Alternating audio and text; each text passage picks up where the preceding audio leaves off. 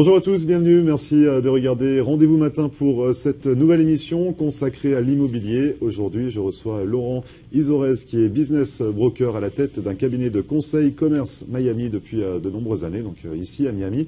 On va parler de plein de conseils pour ouvrir un business sur le territoire américain. On va développer ça donc avec Laurent. Bonjour Laurent. Bonjour Greg. Alors du coup, vous êtes à la tête de ce cabinet de conseil, business broker. On peut peut-être préciser pour les téléspectateurs le rôle tout d'abord d'un business broker, parce qu'on a l'habitude d'agent immobilier ici. Oui. Alors un business broker, en fait, c'est un agent immobilier qui est spécialisé dans la vente de commerce et d'entreprise, et il sert de lien entre un vendeur et un acheteur pour que la vente, tout le processus de la vente se passe le mieux possible et que le compromis en fait soit bénéfique pour les deux parties. Donc vous êtes dans l'immobilier, dans le commerce immobilier depuis de nombreuses années, 2007, la création de Commerce Miami. Depuis 2007, effectivement, déjà. Et donc du coup, à votre société Commerce Miami, qu'est-ce qu'on y retrouve à l'intérieur? Quels sont les services que vous proposez? Alors, Commerce Miami, c'est un accompagnement qui est un accompagnement clé en main pour nos clients, et nous accompagnons nos clients de A à Z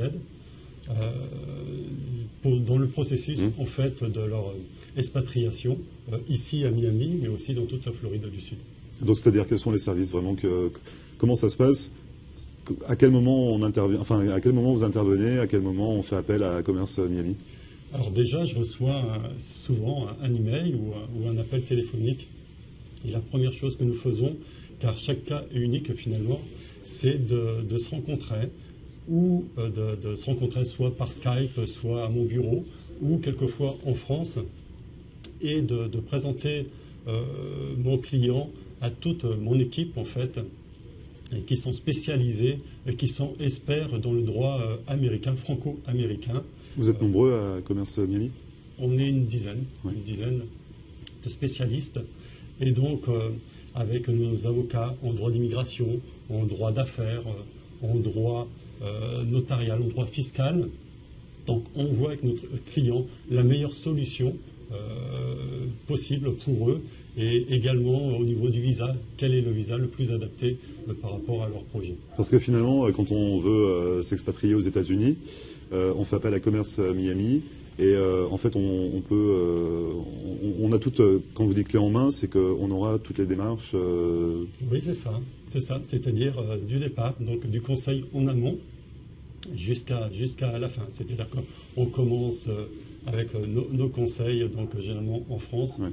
Ensuite, ici sur place, donc avec la création de sociétés, accompagnement pour les ouvertures de comptes bancaires, et tout le processus bien sûr de l'achat du business, et également le processus pour le visa, donc pour l'immigration, et bien après d'ailleurs, parce qu'une fois que vous êtes ici implanté sur place, on vous aide également dans votre logement, on vous aide également à acheter votre voiture, etc. C'est vraiment un service complet pour votre assurance santé. Est-ce que tous les business brokers ont ce rôle-là, ou alors finalement c'est vraiment une particularité de Commerce Miami? Voilà, c'est vraiment une particularité de Commerce Miami, et ce service-là est gratuit.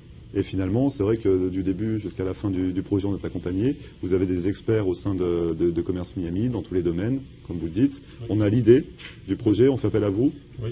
Et on est porté par les flots jusqu'au moment où... Oui, tout à fait, parce que dans un premier temps, on vous écoute et on voit si votre projet est vraiment plausible. Et au cas contraire, on vous remet à la réalité du terrain, et on essaye vraiment de trouver le meilleur compromis pour pouvoir trouver la bonne solution pour votre expatriation et votre installation ici à Miami. Et justement, quels sont les... Dans le sud de la Floride, oui. Parce que vous êtes spécialisé donc sud de la Floride. Et justement, quels sont les cas de figure, comment ça se passe quand on vous appelle? Est-ce qu'il y a des moments où vous vous dites où le projet il est un petit peu exubérant ou pas réaliste? Est-ce que vous arrivez à quand même cadrer un petit peu vos clients, ou alors tout est réalisable? Non, il faut cadrer nos clients, bien sûr, parce que forcément, quand vous arrivez dans un pays que vous ne connaissez pas ou pas très bien, vous avez forcément une idée. Mais quand on côtoie la réalité du terrain, on s'aperçoit qu'il y a beaucoup de choses à régler. Et nous sommes là pour aider nos clients, et justement à trouver les bons réglages et vraiment pour réussir l'expatriation de nos clients. Je peux vous donner des exemples. Par exemple, j'ai souvent des clients qui viennent ici et qui me disent « Laurent, voilà, moi je veux créer un commerce, tel type que ce soit, et voilà, je veux aussi changer complètement de métier parce que j'en ai marre en France, etc. » Ben voilà, ça c'est par exemple la plus grosse erreur à ne pas commettre. Et pourquoi? Pourquoi? Parce que vous venez dans un pays, encore une fois, que vous ne connaissez pas. Voilà, donc votre meilleure carte, votre meilleure arme, votre meilleur atout que vous avez en main, ben, c'est votre expérience professionnelle. Donc je conseille, moi, là, de réellement d'acheter un commerce existant qui génère suffisamment de revenus pour vous vivre ici et votre famille, et un business qui correspond à vos compétences professionnelles.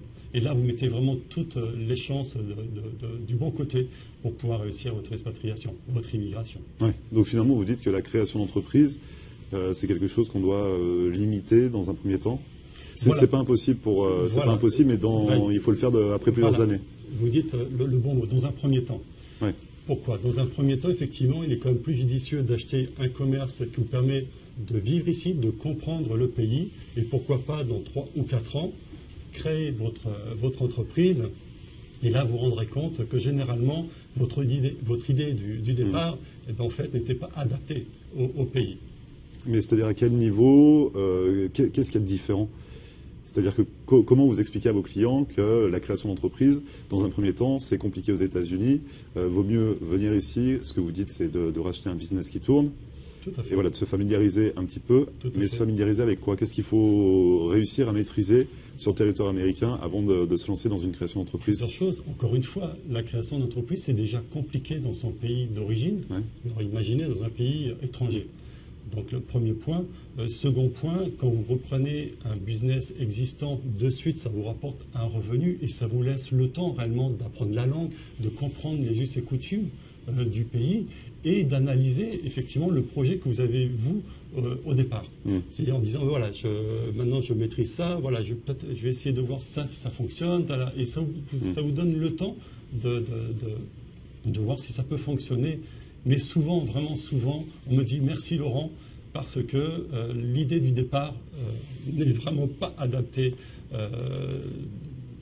pour la création de suite, dès le départ en fait. Il faut vraiment comprendre le pays, voir comment tout fonctionne et ensuite, effectivement, on peut se lancer dans la création ou pourquoi pas vendre ce premier business que vous avez acheté et acheter plus gros.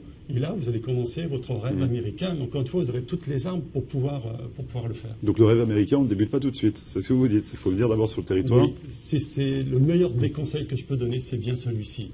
Le premier business doit vous permettre à vous installer ici, à comprendre le pays, et ensuite, soit vous le gardez, ou vous le revendez, et vous passez à la vitesse supérieure. Et là, vous verrez que le rêve américain existe vraiment, et voilà, et qu'il faut y aller. Et je dis souvent d'ailleurs à ce moment-là que la seule limite que vous avez, une fois que vous passez ces étapes-là, la seule limite que vous aurez, c'est la vôtre.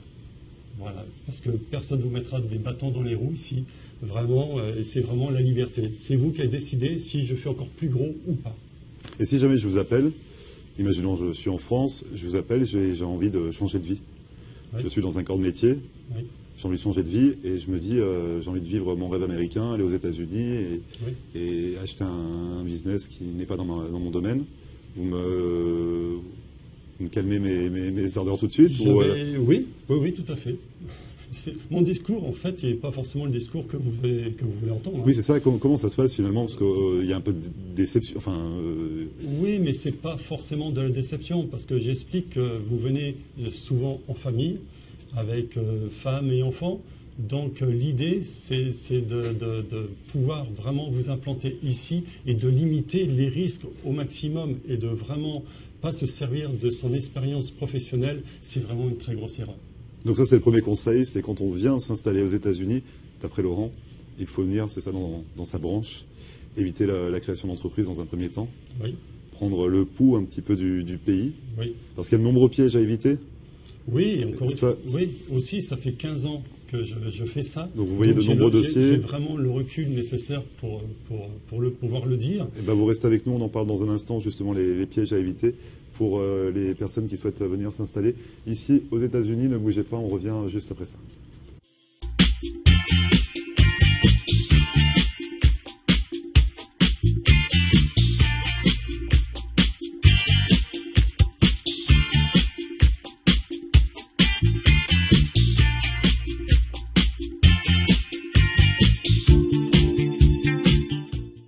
Merci à vous de regarder Rendez-vous Matin. Je suis de retour avec Laurent Izorez qui est à la tête d'un cabinet de conseil commerce Miami depuis plus de 10 ans maintenant. Vous accompagnez vos clients c'est un package clé en main finalement que vous leur faites de A à Z pour de l'investissement commercial. Oui, surtout pour une expatriation. Oui, une expatriation réussie. Voilà, tout à fait complète, ici à Miami et encore une fois dans la Floride du Sud. Donc on avait commencé à voir un petit peu les pièges à éviter en première partie d'émission. On va s'intéresser peut-être à d'autres domaines. Vous disiez que l'erreur à ne pas commettre, ou le conseil que vous donnez à vos clients, le conseil. C'est un conseil, c'est d'éviter la création d'entreprise au maximum. Finalement, c'est de reprendre un business existant, c'est ce qu'on avait expliqué. Au niveau des franchises, on est entre la création et le business existant, parce qu'on rachète une marque qui a fait ses preuves. La question est bonne, Greg. Je vous remercie. Pour... Bon, la franchise, en fait, c'est les franchises américaines, du moins, c'est un petit peu compliqué. Pourquoi? Et en fait, c'est une question de logique. Et vous vous rendrez compte que finalement, dans une expatriation, tout est question de logique. Si on garde sa logique, tout se passe bien. Dès qu'on commence à laisser partir sa logique, à laisser part au hasard, ça devient un petit peu compliqué. Donc pour la franchise, les franchises américaines, ils veulent très souvent que ce soit un Américain qui achète pour une raison logique, c'est qu'ils veulent que leur marque soit reconnue et que tout se passe bien. Et prendre un étranger dans leur franchise, ils se disent mais le risque est important, ils ne connaissent pas les us et coutumes d'ici et la langue, etc. Donc ils veulent éviter ça, forcément. Et les franchises de marques européennes? Là, c'est différent. Il y a d'autres franchises de marques européennes qui sont, notamment françaises, qui sont ici sur Miami et un peu partout en Floride. Donc là, on amène généralement une marque française. Donc d'avoir un acheteur de cette franchise français ou du moins francophone, ça ne pose pas de problème. Et quels sont les doutes finalement qui peuvent revenir le plus fréquemment auprès de vos clients quand ils vous contactent, quand ils vous appellent, quand ils vous demandent conseil? Est-ce que vous avez remarqué un doute en commun? Est-ce qu'il y a quelque chose qui revient généralement? En fait, je trouve qu'ils n'ont pas suffisamment de doutes. Ils sont surtout trop confiants et trop euphoriques. Et je comprends parce que vraiment, une expatriation, c'est tellement une aventure incroyable et formidable. Vous êtes bien placé pour en parler également. Mais encore une fois, on oublie souvent, souvent ils occultent un petit peu les difficultés qui sont liées à cette expatriation. Voilà. Et donc moi, j'essaye avec mon équipe. Vous avez le mauvais rôle finalement. Oui, tout à fait. Mais bon, c'est un rôle que j'aime donner des conseils. Et voilà. Et vraiment, j'ai les clés. J'ai les clés pour pouvoir les aider à réussir l'expatriation. Il y a un autre domaine également intéressant quand on souhaite s'expatrier, c'est le lieu où on souhaite implanter son commerce. On décide d'aller finalement. Oui. C'est pareil, quand on est venu en repérage, on est venu passer des vacances, on n'a pas la réalité du marché, on n'a pas la réalité non plus on n'a pas toutes les cartes en main. Quand on vous appelle et qu'on vous dit par exemple, si je viens aux États-Unis, c'est Miami Beach, South Beach, rien d'autre. Oui, bien sûr, c'est ce qu'on me dit pratiquement tout le temps. Je veux vivre à Miami. Alors ensuite, tout ça, ça va dépendre du projet, bien sûr, mais aussi surtout du budget. Parce que le budget nécessaire pour faire son expatriation à Miami Beach et à Fort Lauderdale ou à West Palm Beach est complètement différent. Donc suivant le budget et suivant ce que veut faire le client, je vais les diriger dans diverses régions. Et justement par rapport au budget, est-ce qu'il y a des... donc tout dépend du projet de chacun forcément, mais est-ce qu'on peut quand même estimer une enveloppe budgétaire pour venir s'implanter aux États-Unis, s'expatrier correctement? Tout à fait. Il faut savoir déjà que quand on achète un business, le prix du business est généralement 3 fois le revenu net annuel. C'est-à-dire qu'un business qui rapporte 100 000 dollars à l'année de bénéfices va coûter 300 000 dollars. Voilà, aux alentours de 300 000 dollars. Déjà, ça vous donne un premier renseignement. Ensuite, tout va dépendre du nombre de la famille. Si vous êtes 2, 4, 8, donc effectivement, il va falloir plus ou moins de revenus. Et ce revenu-là va donc se refléter sur le prix du commerce. En général, pour une famille, un couple avec 2 enfants, il faut que votre business vous rapporte un minimum de 70 000 dollars, entre 60 et 70 000 dollars, ce qui va vous permettre réellement de vous installer et de vivre correctement. En dessous, c'est un petit peu compliqué. Donc tout ça également, vous avez des experts qui conseillent vos clients? Bien sûr. Pourquoi? Parce qu'il n'y a pas que le commerce, il y a aussi tout ce qui est à côté, l'assurance vie, l'achat de la voiture. Oui, parce qu'on n'y pense pas, mais ça coûte très cher la santé, l'assurance voiture. Bien sûr, les assurances à côté. Les assurances, les voitures également. Donc il y a tous les à côté qu'il faut bien prendre en compte, qu'il faut budgéter dans son projet. J'ai coutume de dire qu'il vous faut également 6 mois, au moins 6 mois, voire 1 an si c'est possible, mais d'argent de côté. Oui, pour subvenir à ses besoins au cas où il y a un problème, qu'il y a un imprévu, quelque chose à réparer, une panne, une casse. Pour ne pas avoir une clé Damoclès sur la tête. On a donc parlé budget, mais on n'a pas répondu à ma question. Moi qui ai envie de m'installer à Miami Beach, qu'est-ce que je fais? Pourquoi pas Miami Beach, justement? Oui, mais je vais me poser la question, ok, vous voulez venir à Miami Beach. Que voulez-vous faire à Miami Beach? Connaissez-vous Miami Beach? Vous êtes déjà venu ici juste en vacances? En vacances, la plage, les palmiers, il y a des commerces, il y a de la vie. Okay. Donc pourquoi pas... Quelles sont vos compétences professionnelles?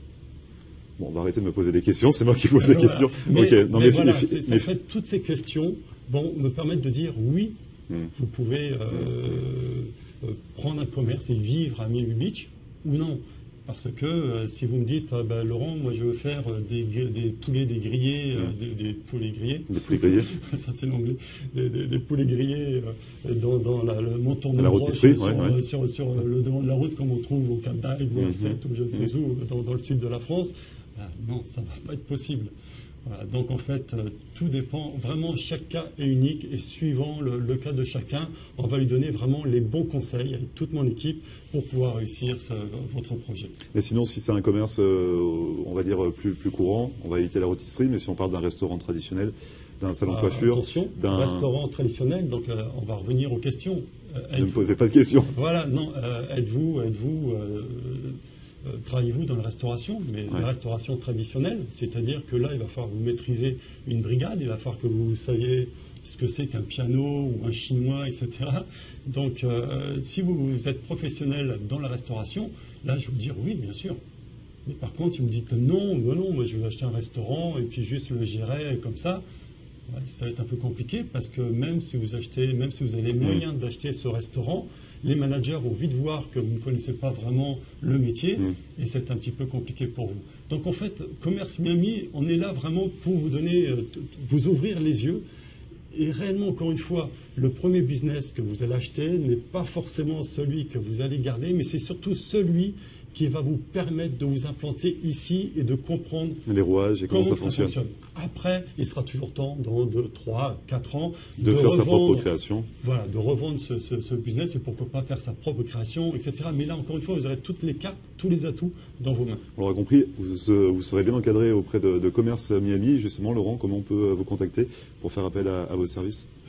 Sûrement par Internet, sur mon site web qui est www.commercemiami, commerce avec un S, miami.com, ou par téléphone sur mon cellulaire qui est le 786 663 48 40. Et là, je vous réponds personnellement. Très bien. Pour un premier contact. Dans tous les cas, les informations s'affichent juste en bas de l'écran. Merci beaucoup, Laurent Izorez, d'être venu nous donner tous ces conseils. Merci, Grégory. Et de m'avoir posé des questions sur mon projet d'expatriation. On l'a compris, on est bien encadré quand on fait appel à Commerce Miami. Bonne continuation pour la suite. Peut-être, je peux rajouter, c'est depuis 15 ans que nous faisons, donc Commerce Miami, que nous faisons ce travail. Et bien, c'est 100% de visa réussi pour nos clients. On l'a pas dit. Voilà. Donc on est entre de bonnes mains. Voilà. Merci beaucoup, Laurent. Merci. À très bientôt. À très bientôt. Merci à vous d'avoir suivi Rendez-vous Matin. C'est fini pour aujourd'hui. On se retrouve demain pour une nouvelle émission. En attendant, vous pouvez voir ou revoir cette émission en podcast sur notre page YouTube. Nous contacter également par mail floride.tv@gmail.com. Et je vous souhaite une excellente journée. On se retrouve demain, 9h. Très bonne journée.